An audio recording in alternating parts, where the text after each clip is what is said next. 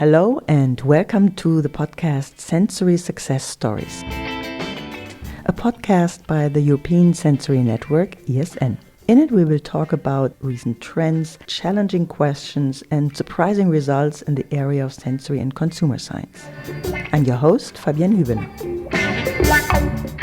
Today's topic is connecting the senses, an interview with Professor Charles Spence about crossmodal associations.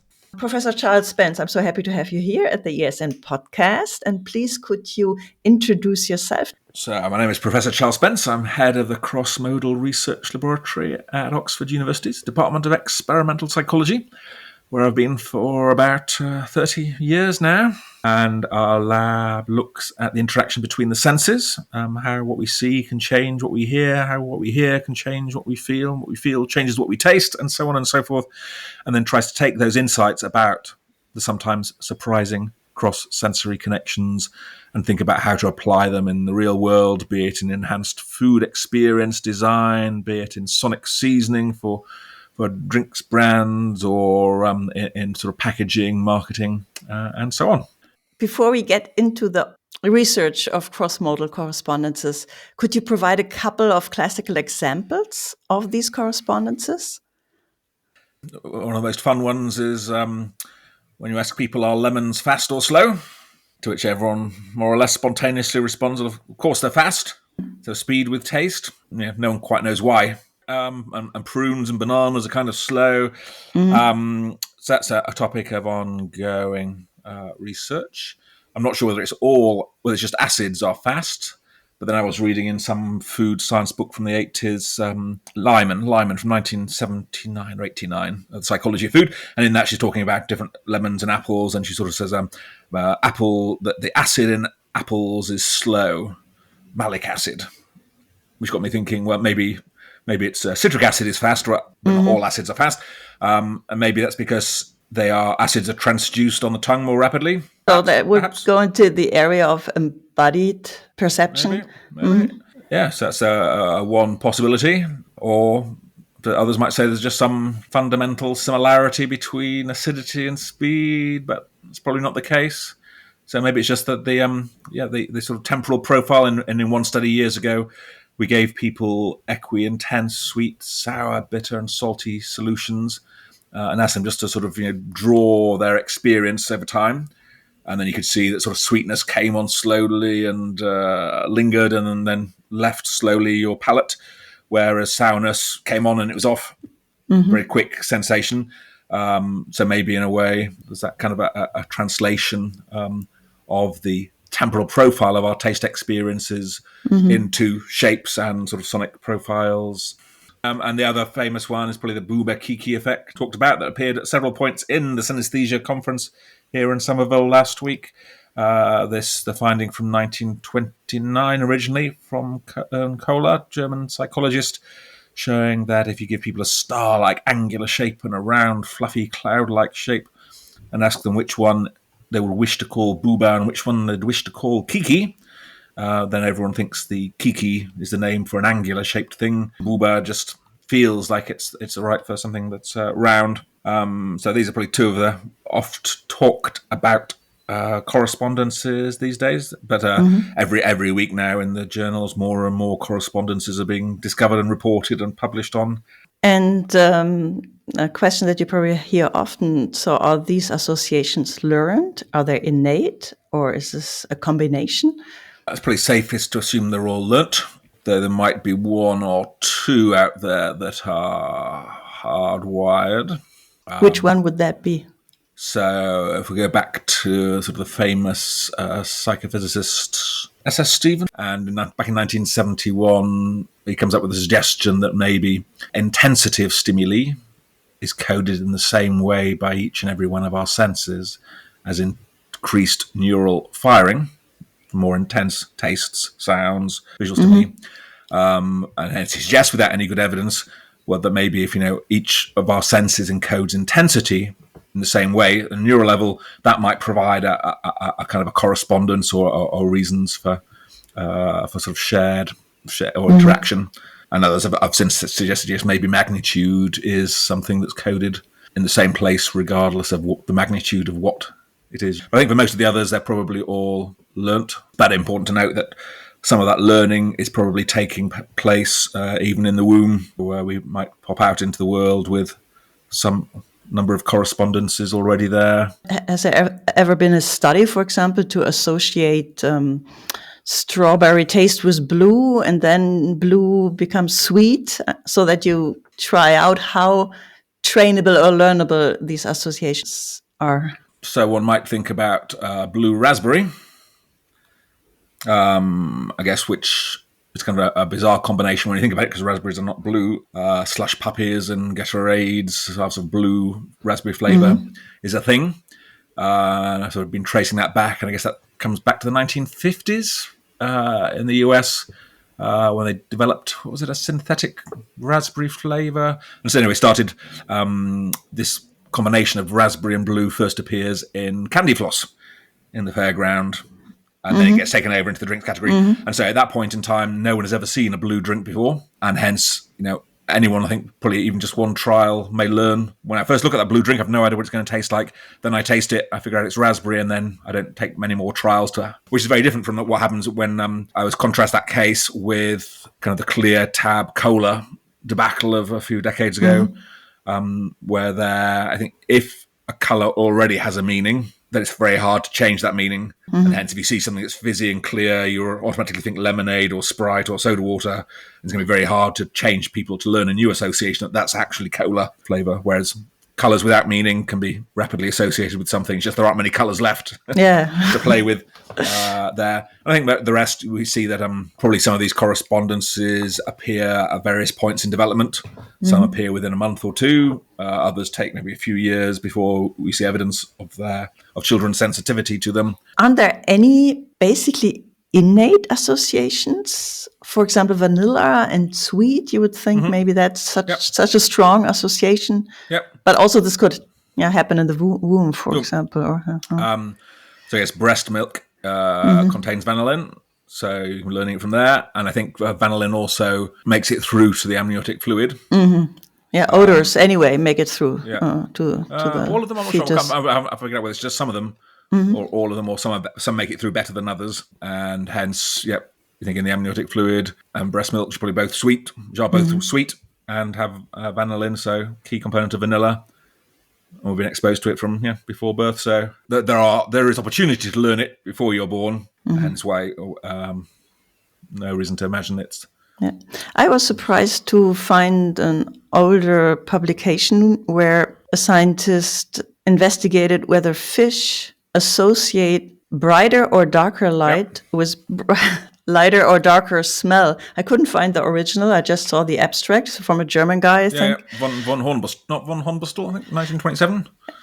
It could be, yeah. So, I mean, I was surprised to see these associations in fish, but it's hard to believe that, I mean, they must learn it too. But why? So I think the original study, my German's are very rusty and it wasn't very good to begin with. But from descriptions of the original study, unclear how many fish were involved. Maybe it's only two or probably three. 3 or 4. And of course, no statistics. But on the other hand, there are some who in the past have described synesthesia and this crossing of the senses as degenerate. Degenerate. Yes, okay. of Nordau, I think in the 19th century in Germany, and was senses should be kept separate and clean, and when these all start mixing and blending, it's just a sort of a lower state of less developed state of being, and hence with that sort of mindset, I'm sure he's not actually right, but that maybe other species who are less highly cognitively developed, synesthesia might be the norm. I also heard from other people who said that, babies at the very beginning, they're all synesthetes, but that's not true, or? So that was Daphne Maurer and her husband Charlie, who were here in Oxford at the weekend for the Synesthesia Conference, had them around for dinner. Major proponents of that theory, together with Ophelia de Roy, who's down there in Munich. We've written a few papers arguing against that, saying it's impossible to know if you define synesthesia as a systematic, surprising association between an inducer and a concurrent that's idiosyncratic, automatic. and consistent. Well, how do you know? Maybe it's just that the babies are in a booming, buzzing confusion, as William James would put it, and it's impossible to distinguish that. Kind of systematic, cross-modal. In one of your publications mentioned that it could be that people from different cultures, maybe more in, I think it was Central America, that they in general maybe have more cross-modal openness, or I don't know if I read that in one of your publications, but that there might be differences between countries, cultures, populations in the way how strong their cross-modal correspondences are, or how easily they come to them. So I think the paper you might be referring to was one in a Dutch journal. I've not managed to get the original, something about green smells or something, which I think is mentioned by David Howe's tribe in Colombia, which I spent a lot of time in anyway. I've come across this tribe who have more synesthesia than the rest, whether it's because of their ayahuasca ceremonies and other sort of hallucinogens. It's an open question. But more generally, I do think that there may be individual differences between people who are more sensitive to or aware of their feelings about these connections. And maybe they end up being designers and creatives. But whether at a culture level or a country, I haven't seen anything to that effect. There are some anthropologists and others who might say, well, we sort of denigrate smell in the West. We prioritize vision, but there are other groups who have a much better smell vocabulary than we do, where smell is much important to their daily life. And perhaps in those people and those groups, you might think that there'll be more smell-based correspondences than for us.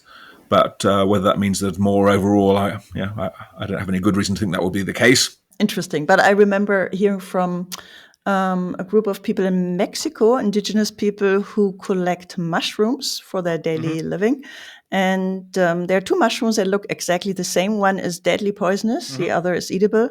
And the only way to distinguish them is by smell. And so I would assume that people who grow up with this kind of knowledge, that their sense of smell must be very keen. Maybe then also, as you said, the cross-modal associations could be maybe different from what we experience when we are vision-centered. And I've been starting to collect a bit sort of academic research on the correspondences. Only really goes back to the work of Lawrence Marks in the 1970s and 80s onwards in the States, a psychophysicist there. But clearly, I guess peoples have experienced correspondences for millennia. So I've got a folder of stuff going back over the centuries and millennia in different parts of the world, trying to document examples of what today we might call correspondences. And so I've got some stuff from Mesoamerican ancient, I'm not sure if it's inscriptions or panels or quite what it is, but there's something in there suggesting these correspondences between whether tastes and planets or colors or shapes. And you find it, in also in China, that tastes might have colors and other properties attached. Again, that goes back and sort of in the West, the humors and these kind of surprising connections have been around for millennia in some cases. And so to go back and say, was that an example of a correspondence 2,000 years ago? Why did they think this planet had this taste and that planet had that taste? Or, what was going on? But anyway, when my folder gets fat enough with enough examples, put them all together and, a sort of what do you call it? A short history of correspondences. And you were mentioning synesthetes, and they experience sort of automatic cross-modal sensations, such as seeing colors in response to sounds or smells. And are these associations different from those that the normal individual has, what you call cross-modal associations? Yes. Is there some intrinsic difference? So that was one of the questions that resurfaced at the synesthesia meeting here in Oxford the weekend in several talks. On the one hand, I think that just if you are a synesthete, it doesn't mean that you don't have all the other stuff that the rest of us have. So I think everyone should experience correspondences, whether or not you are synesthetic. And then the big question becomes, what extra does the synesthete have? Is it just that they are more sensitive to the correspondences we all have? Well, that can't quite be true if synesthesia is defined as an idiosyncratic mapping between inducer and concurrent. And in fact, I suppose the most common kinds of synesthesia are actually not cross-modal at all. They're intramodal coloured graphemes. is by far the most common type of synesthesia, whereas in the crossmodal correspondences, what strikes me is that there are no within modality correspondences. Virtually all correspondences are crossmodal, and it's sort of like a mysterious absence of intramodal correspondences, which is probably very meaningful if it's really true. And so that's another difference there.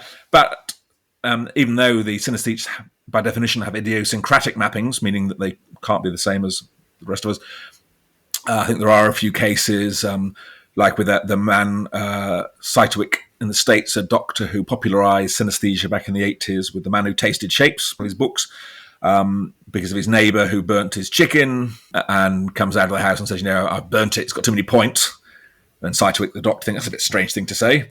Sticks him in the brain scanner, and that's kind of a whole book about the shapes of tastes. And that individual, Michael, I think he's called, was then brought into the lab in a study by Cytwick and Woods in 1982, where they took a chef, this taste shape synesthete, and two regular people without synesthesia, gave them sour, sweet solutions, and then a whole range of like 34 different shapes, 2D, 3D, and asked them to match the shape to the taste of sweet and sour at various concentrations. And there you find the sour angular mapping that we picked up in non-synesthetes subsequently. So in that case, maybe there are some cases where perhaps the synesthetes lock on to a pattern that the rest of us share.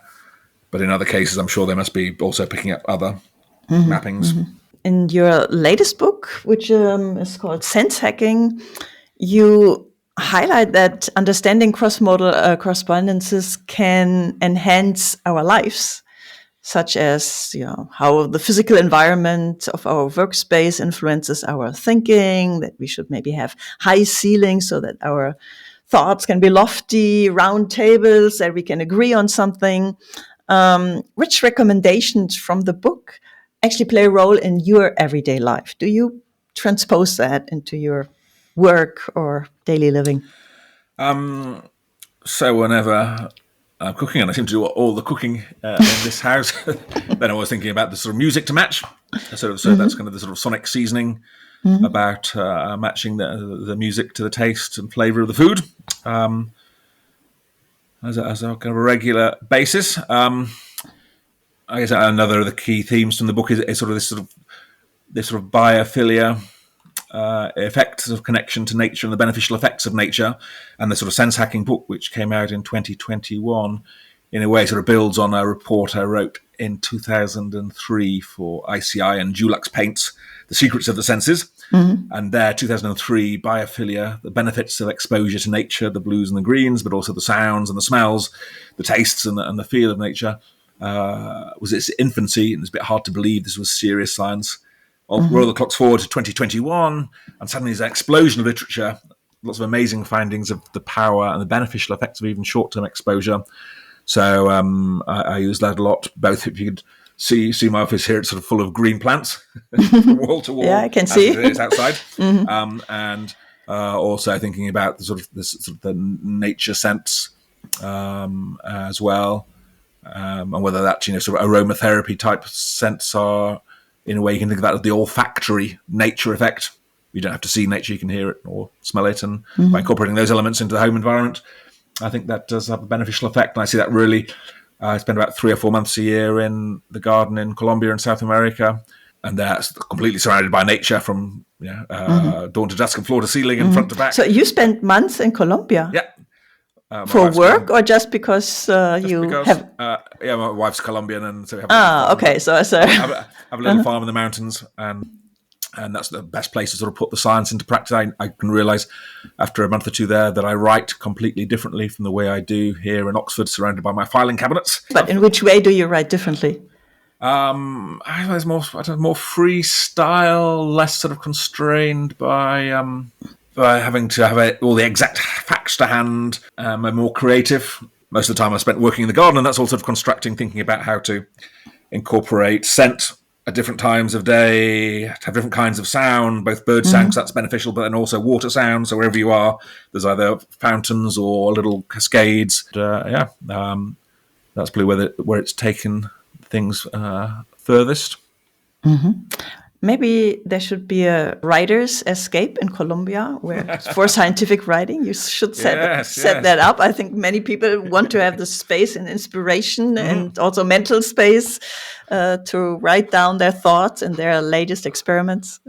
Yeah, and we got actually probably in maybe it was about 2013 we had a British Association Columbia grant. So we got about 10 academics, philosophers mostly, and psychologists from the UK went out to Colombia, and so we got a weekend in the garden with all of them. That was very great.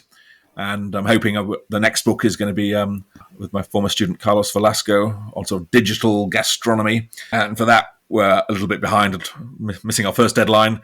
So I'm hoping to kidnap him and bring him over there for. I'm sure he's ready to do that.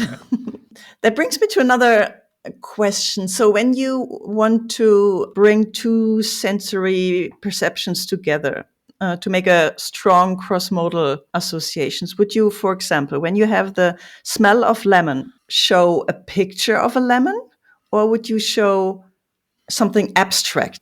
So I suppose the question is, what is one trying to do by adding the other senses? To give a stronger, more immersive feeling. So I've got a half-finished book on scent-attainment, the role of scent in entertainment.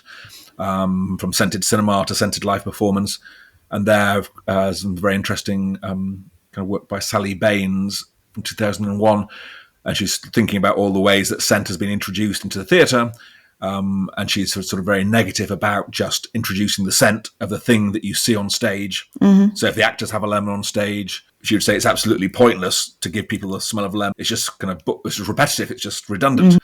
So I guess taking that perspective, you might think, well, I would want to add something different, or if I was adding the scent of lemon, it would be for a different purpose. It's to break the fourth wall, to connect, which then all makes it maybe kind of complicated. What should one do? But maybe the first thing to say, okay, what is the goal of adding? Okay, for example, when you use that for smell training, and you want to help people to experience the smell in an even more memorable, stronger way. So on the one hand, I'm sure just like for water bottle labels as for wine and coffee, these days more sensory descriptors help the customer to be able to identify the different aromas in their water, coffee or wine. Probably images will do just as well, if not better, than words. The other more abstract approach is one that we've been working with a professor of hotel management or hospitality in Sweden, and they're working with wine experts to not use literal words, this smells of blackcurrant or cat's piss, but instead force them to use shapes and colours, non-verbal cues to try and describe the experience of this wine and then that one and the other wine. And that does seem to work effectively in communication. I think there is more scope for this more abstract communication, going beyond the things themselves. And I did see, was it Coca-Cola, I think a few years ago, had some curious ad campaign with just like 4 symbols, and it's like a cross, a circle, and something. So I think some people are starting to play a bit more creatively, going without words. There's more metaphorical description, and that can be, I think that can be successful both in terms of maybe allowing a more freer kind of association or creativity, but also I think there's something intrinsic interest amongst consumers in going beyond just being told this is a taste of this or that, to finding these connections themselves between tastes and shapes and colors and Of course, you try to understand why do these cross-modal associations exist, and one idea that always pops up is that emotions play an important role. So why are emotions important for these associations? I guess our first job for us over the last 15 years in the lab and with many of the collaborators has just been to document these correspondences, sort of systematically document all the ones we can find between all the different senses and all the different attributes, and find out when they affect us and when they don't, and whether everyone's equally affected, and when do they develop in human development, and can you find them across species in goldfish and whatever else. And then the question of, well, where do they come from? Why do they exist? And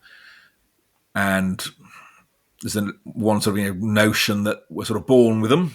There's some sort of fundamental, almost mystical similarity between the senses. And that goes back to, I think, Swedenborg, but then early developmental psychologists like Elena Gibson in the 60s also talks about this sort of almost mystical similarity we're born with. We just published a paper saying there's no such thing as perceptual similarity across the senses with a colleague, Nicola Di Stefano, so that one's out.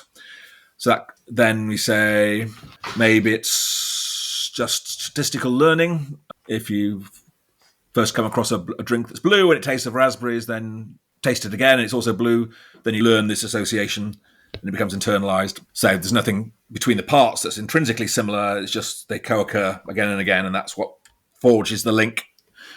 But then there are these cases where that doesn't seem a very plausible explanation at all, such as when you get people to match obscure bits of music to paintings. Give them a few paintings, give them a few pieces of music and say which music matches which painting. You'll find these systematic mappings, but it's impossible to point to where in any of these people's prior experience they heard that music while looking at that painting. They've probably never seen the painting before, nor heard the music, and yet they feel something that connects the two. And it's in those cases especially where you can't say it's not about similarity, it's not about prior experience, it's not about using the same language to describe what I'm hearing and seeing, that the only thing left really is emotion, our feeling about stimuli. And there is evidence now to suggest that's indeed the case. So work from Steve Palmer over in the States did exactly match classical snippets of classical music to colour patches, found these amazingly strong correspondences, and then had people match the music to facial emotions and the colour patches to facial emotions, and then could show you could get from music to colour via emotion. So emotion was mediating this thing. And as well, if I go back, I've just published some stuff on sensory translation and looking at the history of colour organs in the 1900s, early 1900s, and of artists who tried to translate music into coloured light performances. And in all cases, they were looking for an exact mapping between the sounds and the colours and the shapes and the forms. They never got it. But what comes out of after these attempts is, again, what you could convey was emotion. Capture the emotion of the music by using particular colours and forms and movements and so on, and that's all you get. So I think it is a potentially important explanation. But you probably would get a different finding when you play these classical music pieces to people in Indonesia, accustomed to a different musical tradition, or? Perhaps, though, in the Palmer study, they did try and go a little bit cross-cultural and show that they got the same results with students from, I'm not sure whether it was from California, I think, and from Mexico.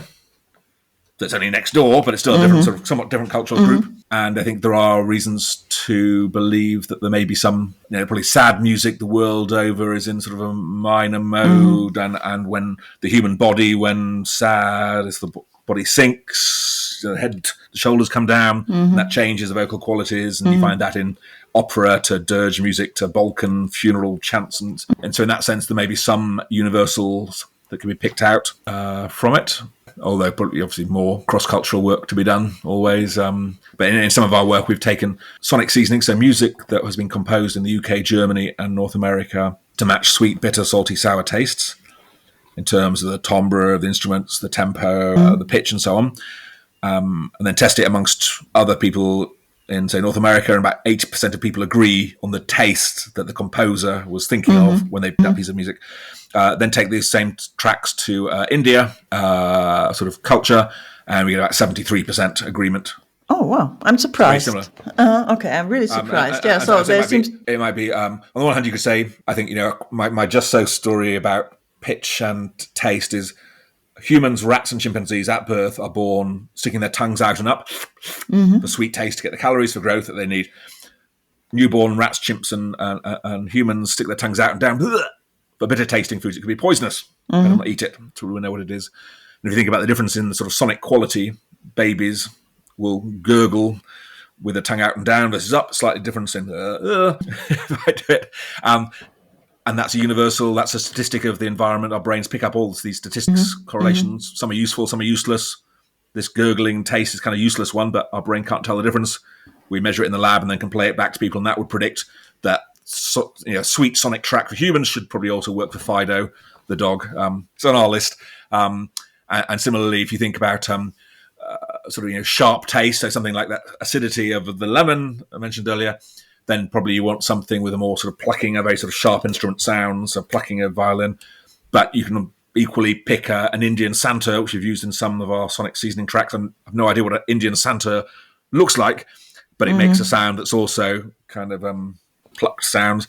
And hence, doesn't matter which sort of musical background you come from, you can always find, I guess, some instrumental thing that will map onto the and that will maybe speak universally. How come it's not 100%? I mean, I know nothing is 100%, but why are there these 20, 30% of the people who maybe associate red with an angular shape or something like that? So I think it is, these were actually the 4 tracks we had for sweet, bitter, salty and sour were actually very tightly constrained. So we only varied a few of the parameters that we now know can be incorporated into a track to differentiate them. So maybe they only varied in tempo and pitch or something like that. Not on timbre, they didn't vary on loudness, they didn't vary on roughness, they didn't vary on these other parameters. So you could construct something that is more successful at conveying the taste. And so back in 2015, I think it was, in the Science Museum in London had a cravings exhibition, and we were invited to stick some experiments in there. We had about 30 experiments running over the course of the exhibition in London and on the associated website. And some of the experiments were, we collected all the sonic seasoning, people who'd created tracks deliberately for sweet, bitter, salty, sour, umami from around the world. We had about 32 of them. And then we just played those tracks to people and said, okay, picked a track, played it, tell me which taste the composer was thinking of. And then out of the 7 or 8 sweet tracks that have been created to date, we could rank them and see which one was best, which sweet track wasn't so good. They got 60% agreement rather than 90. And then from that, figure out what was special about the 90% agreement track. And that too allows us to develop better tracks. So if we wanted now, we've got bitter tracks. I know that the lower the pitch, the more bitter you'll think the sound is. So if I want to make something go above 72%, I'll just make that track, re-record it, but much, much lower in pitch. And so it goes. I could up the percentages. Maybe not to 100% exactly. But of course, there are no right answers here at all. Have you published this study? 2015, I think, was it Showdown or something, Taste Music Showdown. And so, in other cases, like... remember, we did a study with a chef in London talking about working with artists, Joseph Youssef, and he did a synesthesia menu in his restaurant. And one of the courses was the amuse-bouche, which is like 4 spoons of coloured gel. They've been spherified with a molecular technique, so you can't smell anything. It's just like a grape in its clear skin. One was green, one was white, one was browny black, and one was pinkish red. And the waitress would bring these 4 spoons out to each diner and say, these are the 4 tastes. Chef recommends you start with the bitter, then have the sour, then have the salty, then the sweet. Please rearrange your spoon from salty on the left to sweet on the right. And diners were left wondering, well, how do I know which one's which? It was to pick up on these correspondences between taste and colour. And for that, again, in the restaurant and online, we could find about 70-80% agreement. And again, there, if I wanted to up it to near 100%, what I would do is just combine 2 colours. So I know that white and blue suddenly becomes much more clearly salty than just white. Pink and red becomes much sweeter, just red. Yellow and green becomes much sourer than just green. And purple and browny black becomes more bitter than just browny black. Actually, how trainable are those crossmodal perceptions? Can we train it like a muscle? Should we train it? What would be the benefit of it? There are certainly studies in the laboratory showing you can learn new correlations between stimuli, which sort of seems like learning a correspondence, training it in a sense. The benefits I could think of, well, we're thinking, about how a lot of the time we just use these things just for demonstration purposes, for a bit of fun, or for marketing ends. But in a sort of long-term health perspective, we are thinking about if we play sweet music or have sweet colours at meal times, can you reduce the sugar content in what you're consuming, but keep the taste perception the same? We know you can do that in the short term, We don't know if it lasts for a year or not, but if it did last for a year, then by being more sensitive to the sound of sweetness, potentially you could use it more effectively to help reduce your sugar consumption. And of course, that can be extended to salt and so on. And I suppose, for those who are trying to communicate, whether or not they're in a creative industry, then so you can both train specific correspondences, or you could just try and train yourself to be more open to these things. And then that maybe aids in communication, discourse, experience design, packaging design, marketing, advertising, just general communication and storytelling and things. My idea was also that this would enhance creativity Yeah. if you train these, bringing these associations together. And have I seen, as yet, we do have some stuff looking at creativity, but I haven't seen anyone trying to do like a training program to get people picking up on these correspondences and then throwing them into a creativity task or situation, seeing whether they are.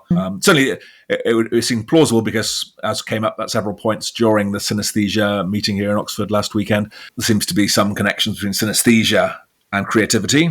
Many creative people were synesthetes, but many, and studies in art schools and elsewhere seems to show a higher percentage that's there than in other departments like engineering, I guess. So there seems to be some link in this kind of extreme form, and hence why not, for those just are more sensitive to the correspondences, can use it. And certainly there were a number of people at the synesthesia conference who were musicians or music trainers, teachers, who were trying to use the kind of the colour to sound correspondences as part of their practice to educate young musicians.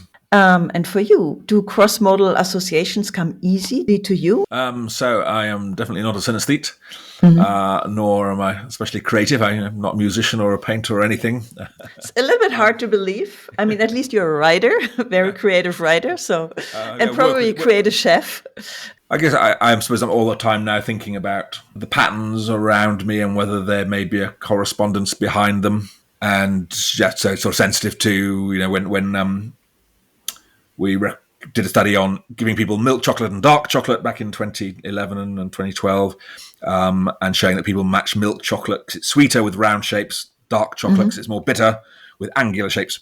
And we sort of came out with the suggestion, if you were a chocolate bar manufacturer and wanted to make your chocolate taste sweeter without adding more sugar, make it rounder. And then Cadbury's Dairy Milk did exactly that. Whether they'd read our paper or not, I don't know, the following year. They made Dairy Milk Bar, they rounded off the pieces. Roses have done it subsequently since. And they suddenly see it, it's so obvious. That's exactly what we predicted would happen. And I think no one else, people, the readers of the Daily Mail newspaper here in England just wrote in and said, "What are you doing? You're messing up with our favourite chocolate bar. You've changed the formula, haven't you?" Cadbury's had been British and been taken over by Mondelez in North America. So it tastes sweeter, it tastes creamier. And in fact, the formula had not changed, only the shape. So they made the point, and these are kind of experiments you can't really do in the real world very easily. If you did do them, you couldn't really talk about them. And to see that in action, and then whenever I see, I go to the supermarket and I look at suddenly the angular stars on the front of beer bottles and sparkling water suddenly stand out, and I sort of see that what they're communicating, and it's almost subliminal, because other people have seen San Pellegrino bottles for years and never thought about the red star that's right in the middle of the thing and the star on the top and the 4 stars at the back of the bottle or can.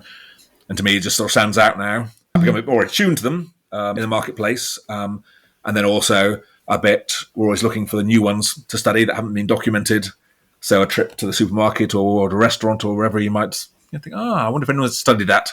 Right now, what are you studying? Are you involved in some experiments at the moment, or planning something that you can talk about? Yeah. Maybe, I don't know, it's top secret. No.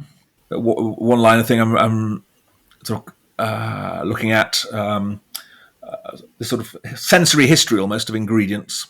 I saw already some papers on pepper something. No? And I've got one on ginger and chili and cardamom and coriander and bay and saffron and cinnamon and so on.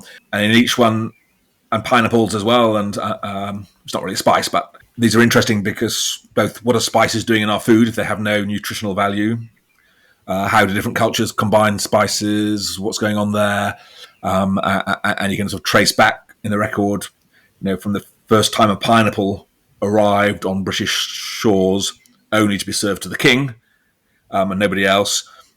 What do they think it tasted like? Do they think it tasted delicious or not? And how has that changed over the centuries?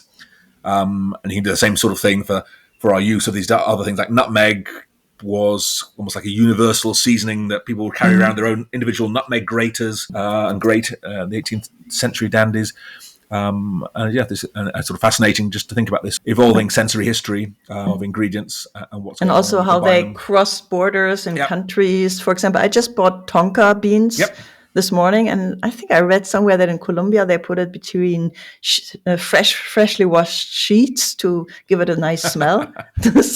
So, and what it's doing here, it became very popular for desserts. No more bizarre than putting lavender between our sheets that we've been doing in England for 500 years. Why not eat it rather than fragrance our bed sheets with it? And so that sort of keeps me going. And so there's no experiments there. It's just sort of sensory history in a way.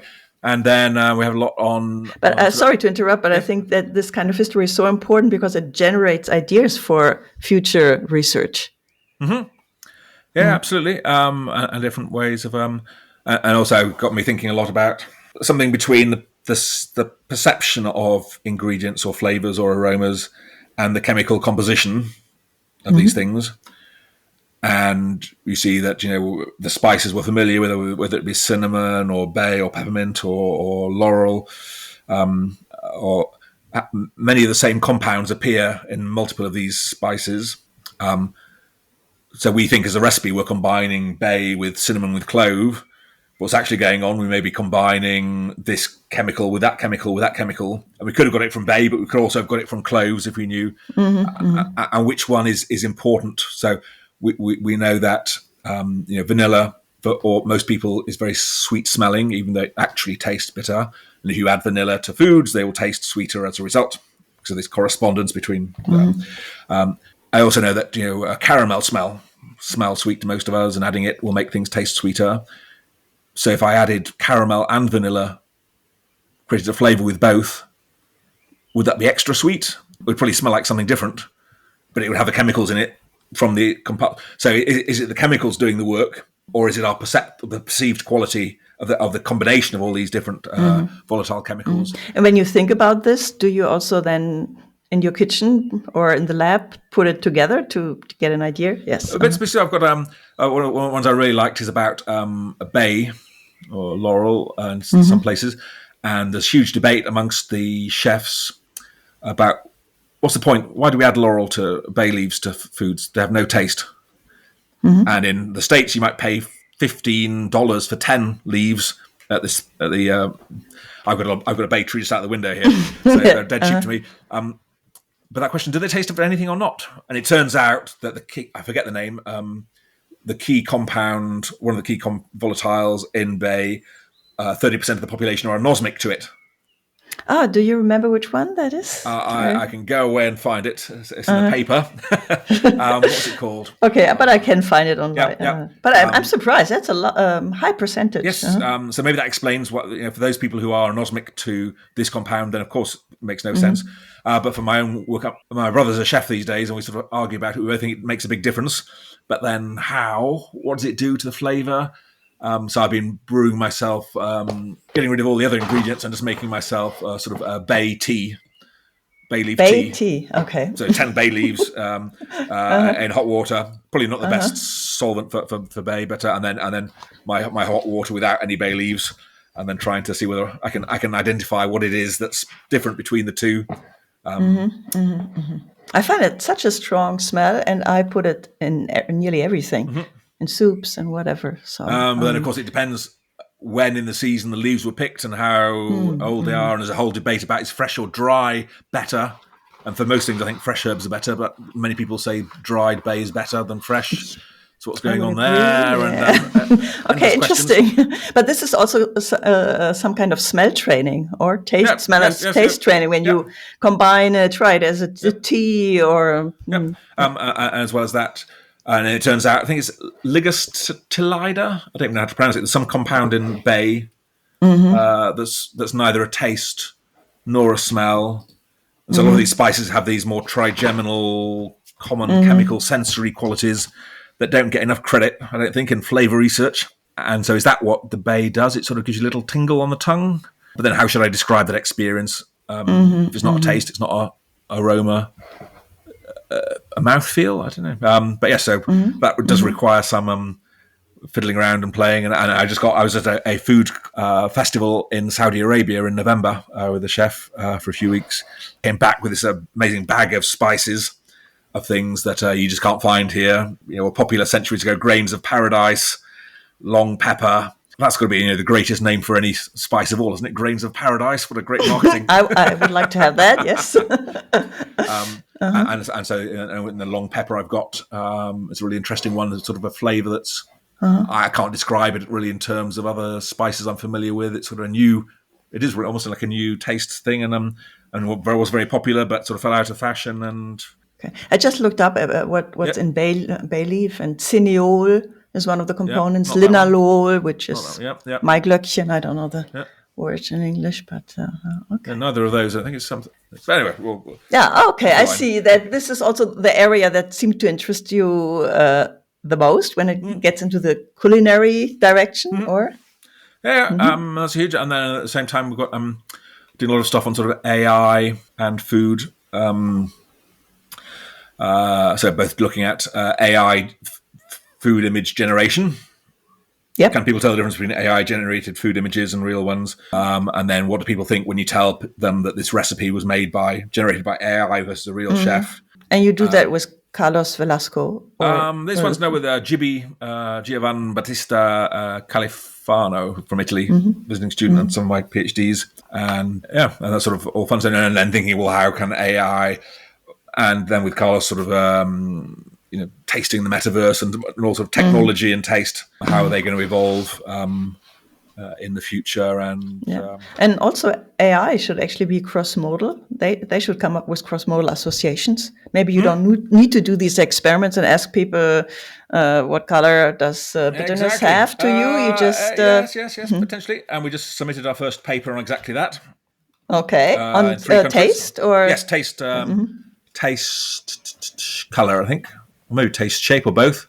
In Japan, probably Spanish-speaking country in the UK, asking ChatGPT 100 times for the shapes or the tastes of colours. And did you get the feeling that ChatGPT gets it right? The same. But I mean, in a sense, that's a kind of proof of concept, really, that you could bypass the expensive and difficult to test participants and just ask. And yet, it wasn't perfectly identical. And maybe if all it's doing is reading all our published papers, we didn't find out anything new. We were trying to say, could we find out? So maybe just read the paper that's already been published. So what might be more interesting is, can we discover new correspondences by asking AI, check whether they actually exist in people, so sort of discover instead, and that would be maybe more interesting. But that's certainly one of the directions we're pursuing. Thank you very much. We already have spent way over an hour. And is there anything that you would like to add now? Maybe a question I haven't asked or something in the area of cross-modal association that you think is not getting enough attention? No, it's all good. Professor Spence, thank you very much for the interview and for your time.